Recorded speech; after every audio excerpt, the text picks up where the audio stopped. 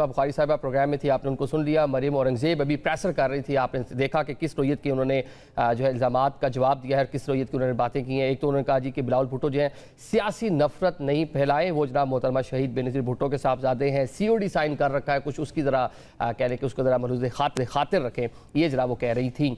आपने सुन ली उनकी प्रेशर भी, क्या कहेंगे? देखिए, मैं तो इस तरह की गुफ्तगू नहीं करना चाहती थी। मतलब मरियम औरंगज़ेब किस किस्म की गुफ्तगू कर सकती हूँ, जो कि उनका क्लिप चल है ना वायरल, कि हाँ हमने जहाज़ ख़रीदा है। आप उससे अंदाज़ा कर लें कि ये जो एक एरोगेंस इनके अंदर आ गई है ना, और उनको ये लगता है they can get everything by hook and crook, वो एक्सपोज करता है इनका क्या माइंड सेट है। और ये आज से नहीं है। मुस्लिम लीग नवाज़ का क्या शहीद मोहतरमा बेनज़ीर भुट्टो के या जुल्फ़िकार अली भुट्टो के तो कद तक भी ये नहीं पहुँच सकते। तो बात ये कि जो उस वक्त के इनके हालात थे, मैं समझती हूँ कि मुस्लिम लीग नवाज़ अपनी नफ़रत जो उसके सोच में है उससे बाहर नहीं निकली। ठीक है, वो जो उन्होंने शहीद मोहतरमा बेनज़ीर भुट्टो के ख़िलाफ़ जिस तरह की कैंपेन चलाई, उसके बावजूद भी ये chairman peoples party Bilawal Bhutto Zardari थे। जब मरियम नवाज शरीफ के साथ कराची का इंसिडेंट हुआ तो उन्होंने आगे होकर ना सिर्फ डिफेंड किया, खड़े हुए उनकी इज़्ज़त और वक़ार को डिफेंड किया। उस वक्त मुस्लिम लीग नवाज़ नहीं थी, उस वक्त मुस्लिम लीग नवाज़ नहीं थी, बिलावल भुट्टो ज़रदारी थे। जब मरियम नवाज शरीफ को अरेस्ट किया गया तो बिलावल भुट्टो ज़रदारी थे, उन्होंने पार्लियामेंट में भी अपनी आवाज़ बुलंद की।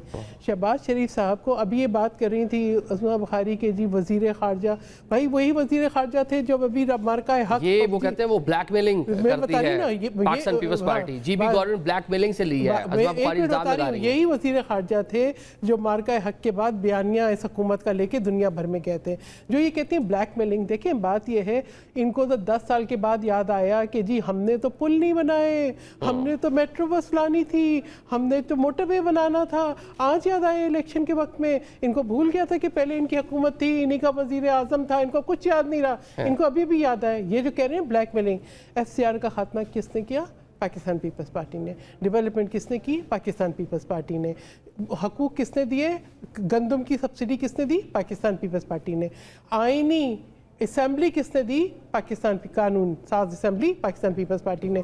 गवर्नर चीफ मिनिस्टर किसने दिया? पाकिस्तान पीपल्स पार्टी ने। कश्मीर के अंदर ज़लज़ले के बाद तामीर नौ यूनिवर्सिटीज, कॉलेज, महाजिर सीटें भी जरा कह लें, वो भी अभी तज़किरा किया उन्होंने, वो भी पाकिस्तान पीपल्स पार्टी ने दी 3 सीट और 12 की 12 जीते भी। देखिए 3 सीट्स थी और उस वक्त जब जुल्फ़िकार अली भुट्टो ने इसकी बुनियाद रखी और वो उसका एक बिल्कुल उसकी ज़रूरत थी, लेकिन इन्होंने सोचा कि अब हम तो कोई एक बड़ा हाथ मारें।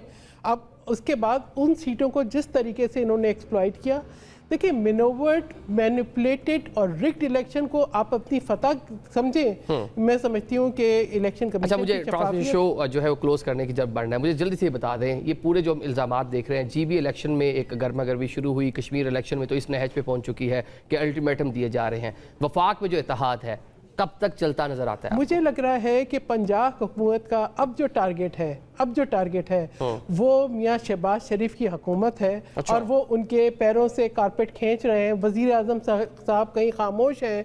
वज़ीर आज़म साहब आते हैं, जाते हैं, अपने भेजते हैं नुमाइंदे, कहते हैं सदर मुमलिकत आसिफ अली ज़रदारी के पास बार बार कि हमें सपोर्ट कर दें। ठीक है, इनका तो कोरम पूरा नहीं होता पीपल्स पार्टी के बगैर। इनकी तो ये संजीदगी का आलम है।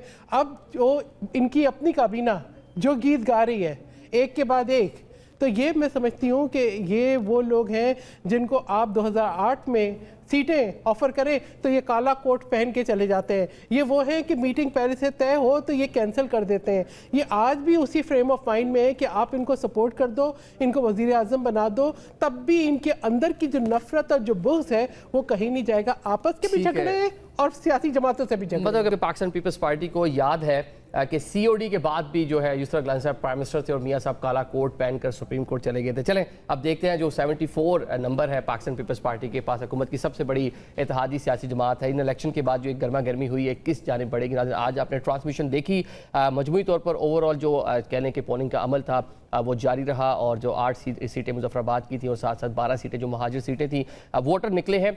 मीरपुर की निस्बत जो टर्न आउट है कुछ बेहतर यहाँ पर देखने को मिला। आज के ट्रांसमिशन से हमें अल्लाह हाफिज़।